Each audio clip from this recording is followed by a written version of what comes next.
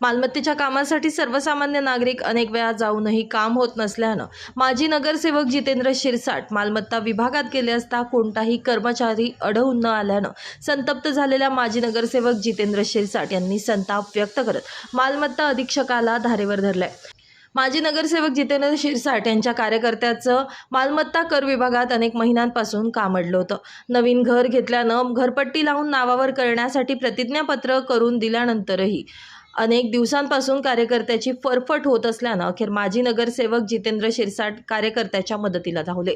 कार्यकर्त्याचं काम होत नसल्याने नगरसेवकानं मालमत्ता कर विभाग गाठला।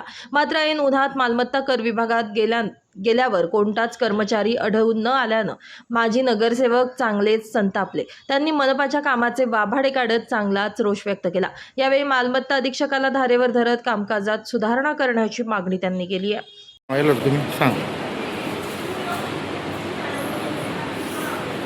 माझं नाव जितेंद्र शिरसाट, माजी नगरसेवक। मी आपला राज आगडे म्हणून मुलगा आहे।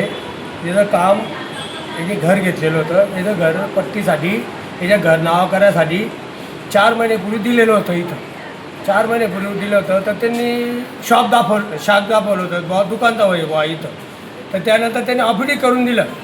अफिडी करून दिल्यानंतर तरी तो 1 महिन्यापासून फिरतोय। मग त्यांनी मला सांगितलं, त्याला म्हणतात सर भाऊ मी आज स्वतः येतो, अजून काल त्याने अफिडी करून आणलेलं आहे, त्या आता गाडीतच आहे, त्याच्या हाताचं अफिडी आहे।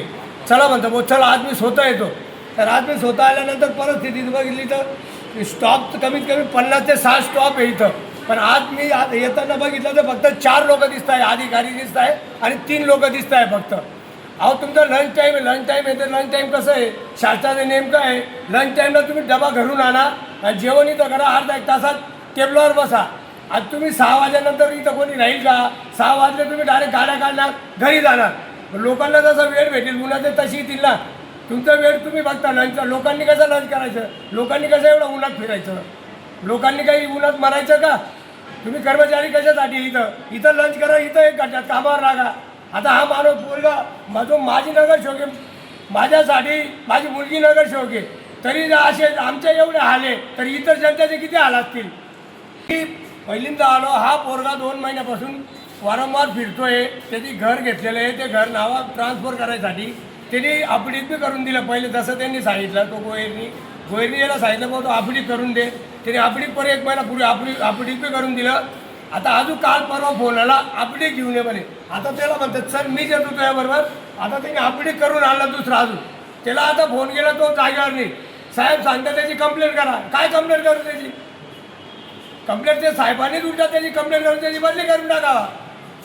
आणि जे कर्मचारी त्यांच्यावर थोडा दबाव ठेवून गो तुम्ही शासनाचा नियम आहे का असा कुठं, तर तुम्ही लंच टाईमला घरी जायचं जेवणाला आणि 5 वाजता यायचं आणि 6ला गाडी किक मारून निघून जायचं, संपली ड्युटी।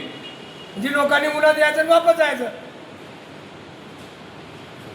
शासन नियमानुसार कुठल्याही शासकीय कर्मचाऱ्याला दुपारी जेवणाला घरी न जाण्याचा निर्णय असताना देखील अनेक कर्मचारी दुपारी 1 वाजेपासून ते सायंकाळी 4:30 वाजेपर्यंत कार्यालयात येत नसल्यानं माजी नगरसेवकांसह अनेक कामच होत नसल्याच्या तक्रारी याआधी देखील समोर आल्यात।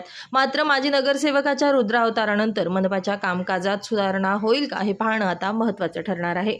Bureau report, Lumbini news, Dhule.